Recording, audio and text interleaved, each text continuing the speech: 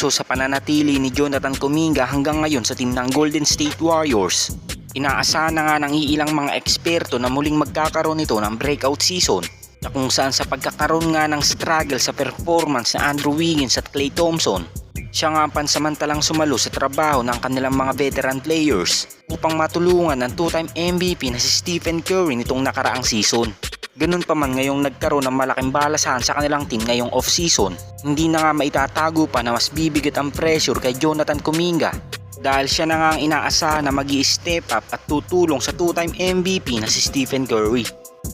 Well, last season sa magandang opportunity ibinigay ni Steve Kerr kay Jonathan Kuminga, nagkaroon ito ng career high 16.1 points, 4.8 rebounds at 2.2 assists per game. At inaasahang pang tataas pa ito sa pagsisimula ng season dahil sa paglipat nga ni Klay Thompson sa team ng Dallas Mavericks. Expected na nga tataas din ng kanyang playing time. At ayon pa nga sa mga fans sa malaking pagkakataon na ibinigay ng Warriors sa batang player na ito, pwede nga daw mapasama si Kuminga sa All-Star selection at pwede nga din daw itong mapasama sa mga candidates ng Most Improved Player of the Year. Well, sa ngayon ang latest update sa batang player na ito, matapos hindi matuloy ang trade sa pagitan ng Warriors at Utah Jazz para sa first time All-Star na si Lauri Markkanen, ay kasalukuyan pa rin nag-e-ensayo kasama ang mga development coach ng Golden State Warriors at inihahanda na nga rin si Kuminga for next season dahil alam naman nating hindi magiging madali ang kanyang role sa team ng Golden State Warriors. At para naman sa status ni Moses Moody,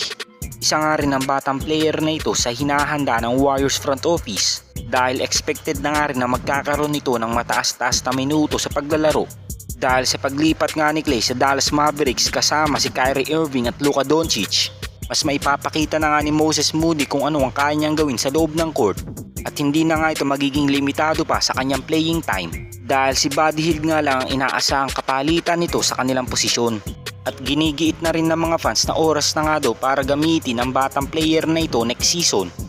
dahil bukod sa kanyang shooting ay maaasahan mo nga rin ang kanyang sipag sa depensa na kung saan ito nga ang kinakailangan ng bawat team ngayong season. Well, sa 17 minutong paglalaro ni Moses Moody sa team ng Golden State Warriors nitong nakaraang season, halos nag-a-average pa rin ang batang player na ito ng 8.1 points, 3 rebounds at 1 assist per game. At katulad ni Kuminga ay inaasahan ng mga fans at mga eksperto na magagamit sila ng maayos next season dahil sa pang-apat na taon nila sa kanilang karir, masasabi nga natin na nandun na ang kanilang potensyal.